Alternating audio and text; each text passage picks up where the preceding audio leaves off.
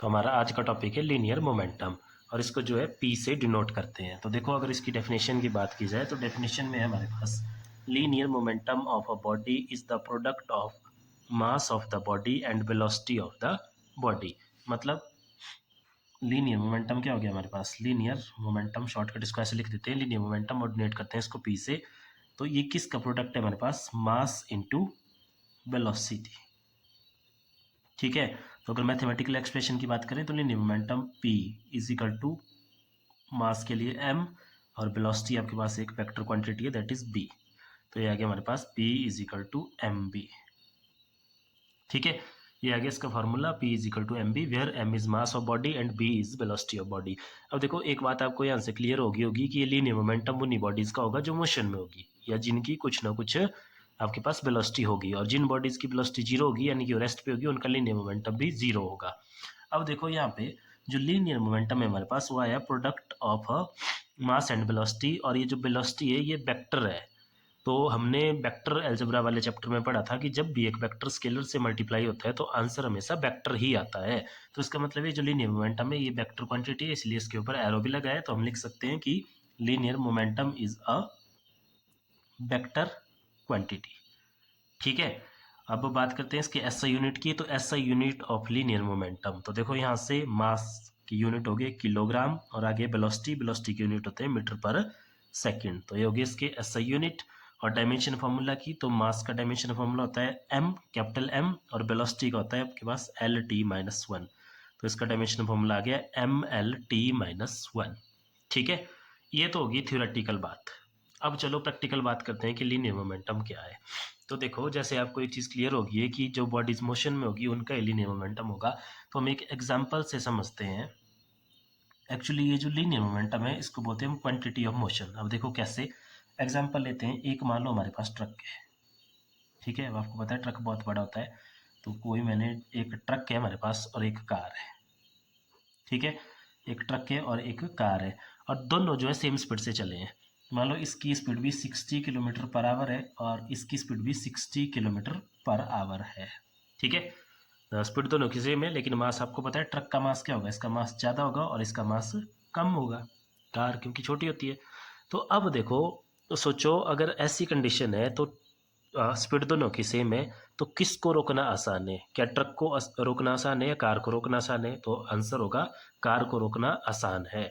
अब देखो जब मोशन में है दोनों बॉडीज, अब इसमें जो है स्पीड बराबर है, फिर कार को रोकना क्यों आसान है? तो उसका आंसर है आपके पास ये लीनियर मोमेंटम, क्योंकि जो कार का लीनियर मोमेंटम है वो कम है, ठीक है। क्योंकि देखो फॉर्मूला क्या था लीनियर मोमेंटम का, P is equal to M B. तो अब लीनियर मोमेंटम में दो फैक्टर होते हैं, एक मास और वेलोसिटी। वेलोसिटी तो दोनों के लिए सेम है, लेकिन मास ट्रक का ज़्यादा होगा और कार का कम होगा।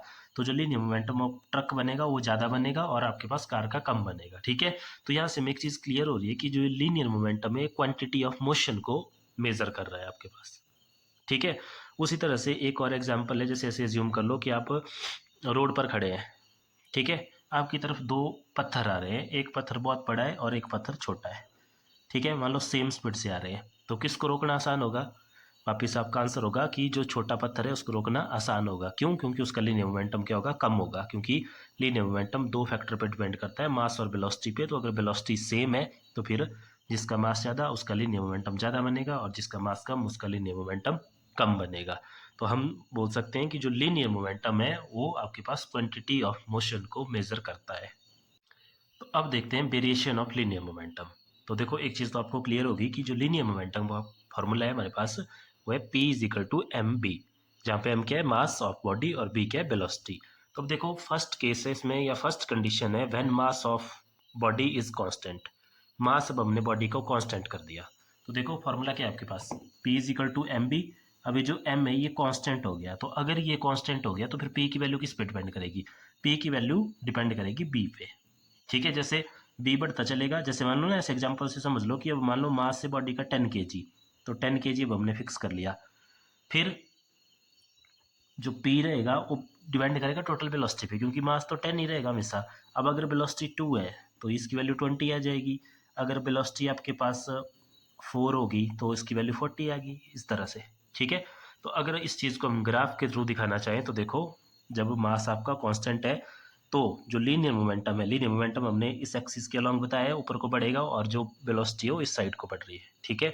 तो जैसे जैसे वेलोसिटी बढ़ती चलेगी वैसे वैसे लीनियर मोमेंटम भी बढ़ता चलेगा, तो इसका जो ग्राफ है वो लीनियर आएगा इस तरह से, ठीक है। देखो वेलोसिटी भी बढ़ रही है, लीनियर मोमेंटम भी बढ़ रहा है, और कौन सी कंडीशन है, when m is constant, mass constant है, ठीक है। अब इसका एग्जांपल आप ऐसे समझ सकते हैं कि कोई कार है, देखो उसका ही केस हम स्टडी करते हैं, तो उसका जो लीनियर मोमेंटम बनेगा, जैसे जैसे उसकी स्पीड बढ़ती चलेगी लीनियर मोमेंटम भी उसका बढ़ता चलेगा, क्योंकि मास तो उसका सेम रहेगा, मास नहीं मोशन के साथ उसका चेंज होगा, ठीक है। और अब देखते हैं सेकंड केस। तो सेकंड केस है हमारे पास when velocity b is constant. अब हमने वेलोसिटी को कांस्टेंट कर देना, तो linear momentum p is equal to M v. अब ये b हमने कांस्टेंट कर दिया, तो अगर b कांस्टेंट है तो फिर लीनियर मोमेंटम आपका डिपेंड करेगा मास पे, ठीक है। इसका एग्जाम्पल वही है, देखो वेलोसिटी कर देनी कांस्टेंट। अब दो कंडीशन है हमारे पास वही जो हमने पहले भी डिस्कस की, ट्रक वाली और कार वाली, ठीक है। ट्रक और कार वेलोसिटी फिक्स कर दो, इसकी भी 50 किलोमीटर पर सेकंड कर दो, इसकी भी 50 किलोमीटर पर सेकंड कर दो।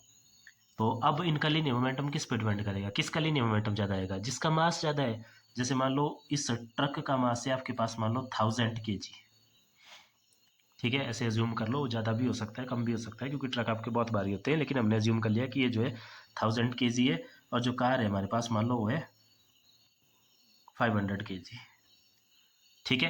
तो इसका जो लीनियर मोमेंटम बनेगा वो कितना बनेगा, लीनियर मोमेंटम होता है मास इंटू वेलोसिटी। तो देखो ये आया हमारे पास 1000 मल्टीप्लाई बाई 50, तो ये आ जाएगा